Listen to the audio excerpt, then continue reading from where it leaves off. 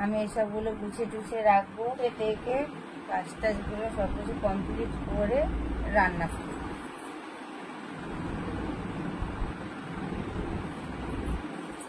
জলের বোতলটা বাইরে রেখে আসি আমি, দাঁড়াও। আজ হাত দিয়ে রান্না বসাবো। রান্না বসিয়ে আর দেখো তো বন্ধুরা, আমি কি একটু রোগা হয়েছি? দাঁড়াও, ফিগারটা অনেকদিন তোমাদের দেখানো হয়নি। Hello guys, good morning. তো সবাই কেমন আছো? আশা করি অনেক ভালো আছো। তো ওয়েলকাম জানিয়ে ব্লগটা স্টার্ট করলাম। তো শুরু থেকে লাস্ট পর্যন্ত থাকো, ঠিক আছে? আর আমি এখন দুধ জাল দিচ্ছি, দেখাও না দুধটা। এটা কি দেখাচ্ছি আমি এখন দুধ জাল দিচ্ছি। বাচ্চাটা এখন দুধ খাবে বলেছে। এখন দুধটা উল্টে যাচ্ছিল, মাঝে উতলে যাচ্ছিল। এই বাচ্চাটা বললো কিনা দুধ খাবে, তাই জন্য দুধটা জাল দিচ্ছি। চলো বাচ্চাটাকে দুধ খাওয়াই, একটু প্রোটিনের দরকার তো, তার জন্য।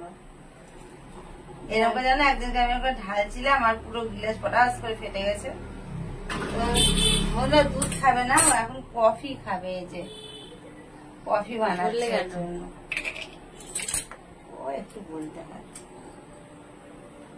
দেখি এবার কফির ভাগটা কতটা দেয়।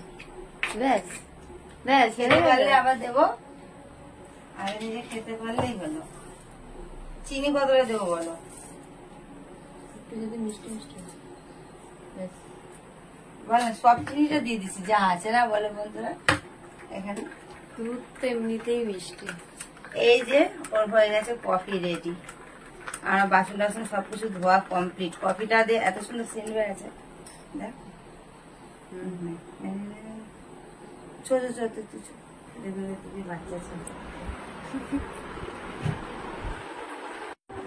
বাবা, এমনি হয় না, আবার প্লেট এমনি দিয়েছি। ওর ভাগ্য ভালো যে ঘুম থেকে উঠে আমি ওকে কফি বানিয়ে খাওয়াচ্ছি। ও সেটা ভালো মতো জানে। সকালবেলা আমি উঠি না, প্লেট এখন কোথায় আছে তার ঠিক নেই, তাই না?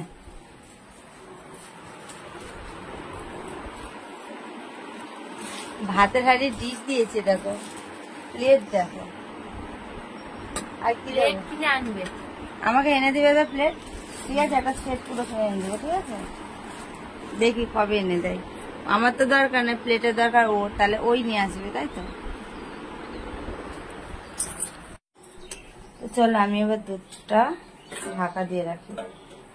বাদ বাকি কাজগুলো চলে যাক, তারপরে কাজগুলো আবার কমপ্লিট করবো আমি। এখানে তরমুজ কেটে রেখেছি, তরমুজটা খাবে না কেন?